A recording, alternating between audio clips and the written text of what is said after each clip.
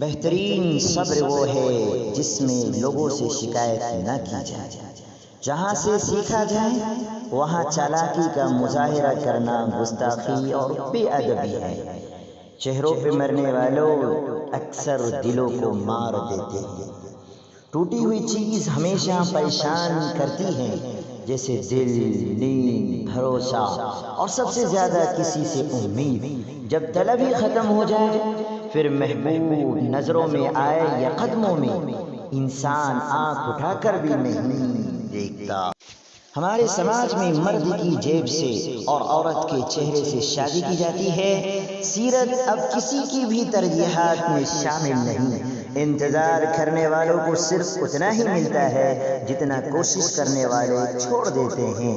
جو ہمارے خیر خواہ ہوتے ہیں وہ ہماری کمزوریوں کا فائدہ نہیں اٹھاتے، اور جو ہمیں گرانا